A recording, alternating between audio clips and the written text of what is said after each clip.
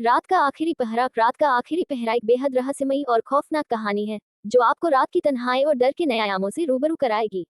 इस कहानी में एक छोटे से गांव के अस्पताल की भूतिया घटनाओं को दिखाया गया है, जहां एक नर्स नीतू इस कहानी में एक छोटे से गांव के अस्पताल की भूतिया घटनाओं को दिखाया गया है, जहां एक नर्स नीतू कोल्ड रूम में कुछ अजीब अनुभव करती है। जैसे जैसे कहानी आगे बढ़ती है, अस्पताल का भयानक राज खुलता है, जो कई सालों से छिपा था। इस कहानी में थ्रिल और सस्पेंस के साथ भूतिया घटनाओं को एक ऐसे अंदाज में पेश किया गया है जो आपके रोंगटे खड़े कर देगा। कहानी शुरू होती है एक छोटे से गांव के अस्पताल से, जहां रात का सन्नाटा अपने चरम पर था। उस अस्पताल में बहुत कम लोग भर्ती थे और सिर्फ एक नर्स नीतू रात की ड्यूटी पर थी। वो रात उसके जीवन की सबसे भयानक रात साबित होने वाली थी। रात के लगभग 2 बज रहे थे। पूरे अस्पताल में सन्नाटा पसरा हुआ था। नीतू अकेली अपने डेस्क पर बैठी ऊँघ रही थी। अचानक उसे एक कोल्ड रूम से किसी के गुनगुनाने की आवाज सुनाई दी। वो आवाज इतनी धीमी थी कि समझना मुश्किल था, पर वो गाना जैसे कांच को चीरता हुआ उसके कानों में गूंजने लगा। नीतू ने सोचा शायद उसका वहम है। उसने सोचा इतनी रात में यहाँ कौन गाएगा। लेकिन जैसे ही उसने आंखें बंद की, उस आवाज ने जैसे उसकी धड़कनों को रोक दिया। इस बार वो आवाज साफ थी और किसी का नाम ले रही थी, नीतू नीतू। नीतू की सांसें थम गईं। उसने साहस जुटाया और कोल्ड रूम की तरफ बढ़ने लगी।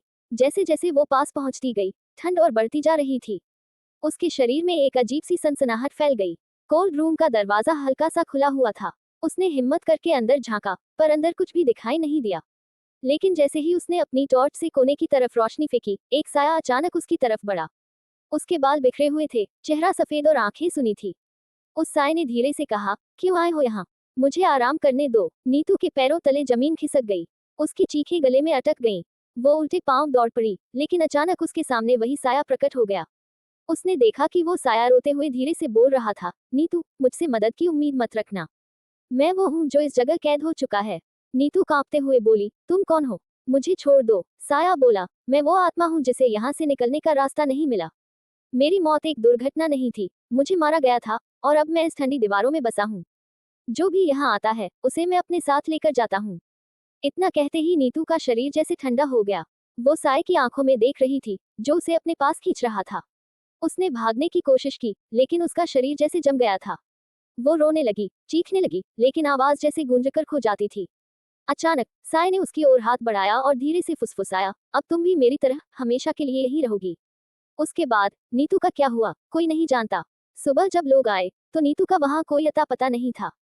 कहते हैं, जो भी उस अस्पताल में रात को पहरा देता है, वो कभी वापस नहीं लौटता। सुबह जब अस्पताल के कर्मचारियों ने नीतू की खोज शुरू की, तो वो किसी को नहीं मिली। सभी को ऐसा लगने लगा कि नीतू शायद बिना बताए अस्पताल छोड़कर चली गई हो। लेकिन अस्पताल की सफाई कर्मचारी सविता ने बताया कि उसने नीतू को रात में कोल्ड रूम की तरफ जाते हुए देखा था। अस्पताल के डीन डॉक्टर अजय इस घटना को हल्के में नहीं लेना चाहते थे। उन्होंने फैसला किया कि रात को खुद इस मामले की जांच करेंगे। अगले दिन डॉक्टर अजय ने रात की ड्यूटी संभाली। जैसे ही रात गहरी होती गई, वही सन्नाटा फिर से छा गया। डॉक्टर अजय को लगा जैसे किसी ने उनके पास से होकर धीरे से गुजरते हुए उनका नाम पुकारा। उन्होंने चारों ओर देखा, पर कोई नहीं था। डॉक्टर अजय का दिल थोड़ा घबराया, लेकिन वो अपनी जांच जारी रखने के लिए कोल्ड रूम की ओर बढ़े। जैसे ही वो कोल्ड रूम में पहुंचे, एक ठंडी हवा ने उन्हें घेर लिया। तभी अचानक कमरे के एक कोने में नीतू खड़ी दिखाई दी, सफेद कपड़े, खोई हुई निगाहें और झुका हुआ चेहरा। डॉक्टर अजय ने घबराते हुए पूछा, नीतू, तुम यहाँ क्या कर रही हो?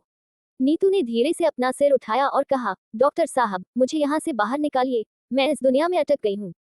डॉक्टर अजय की सांसें तेज हो गईं। उन्होंने आगे बढ़कर नीतू का हाथ पकड़ने की कोशिश की, लेकिन उनका हाथ जैसे ठंडे हवा में गुम हो गया। नीतू ने झुकी आंखों से कहा, आप यहाँ ज्यादा देर रुकेंगे, तो आप भी इसी ठंड में समा जाएंगे। यहाँ एक आत्मा है जो हर किसी को यहाँ कैद कर लेती है। इतना कहकर नीतू जैसे कोहरे में घुल गई, पर उनकी बातें डॉक्टर अजय के मन में गूंजने लगी।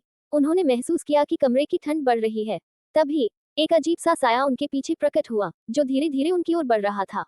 डॉक्टर अजय ने भागने का प्रयास किया, लेकिन उनके पैर जैसे जमीन में जम गए थे। साया धीरे से बोला, तुम भी नीतू की तरह मेरे रहस्य के करीब आ गए हो, अब यहाँ से जाने का रास्ता नहीं है। अचानक डॉक्टर अजय ने देखा कि उनकी जेब में रखी माँ की पुरानी माला अपने आप हिलने लगी। उन्हें याद आया कि उनकी माँ ने बताया था कि यह माला बुरी आत्माओं से बचाती है। उन्होंने माला को हाथ में कसकर पकड़ लिया और मन ही मन प्रार्थना करने लगे। जैसे ही उन्होंने माला को पकड़ा, कमरे में रोशनी फैल गई और वो साया एक दर्द भरी चीख के साथ गायब हो गया। डॉक्टर अजय ने देखा कि कोल्ड रूम की दीवार पर कुछ लिखा हुआ था, जिसने मेरे साथ विश्वासघात किया, वो यही मरेगा। अस्पताल के डीन डॉक्टर अजय की पूरी जांच। अगले ही दिन उन्होंने उस पुराने अस्पताल की पूरी जांच कराई। उन्हें पता चला कि कुछ साल पहले एक नर्स को यहाँ के एक डॉक्टर ने धोखा देकर मार डाला था। वो नर्स बदला लेने की चाह में यहाँ अटकी हुई थी और हर उस व्यक्ति को अपनी कैद में ले रही थी जो उसके दर्द को महसूस करता था। इसके बाद अस्पताल को हमेशा के लिए बंद कर दिया गया। लेकिन कहते हैं उस कोल्ड रूम से आज भी कुछ देर रात एक औरत की गुनगुनाने की आवाज आती है। जो भी उस आवाज को सुन लेता है वो खुद को एक ऐसी काली दुनिया में फंसा हुआ पाता है जहां से वापस आने का कोई रास्ता नहीं है।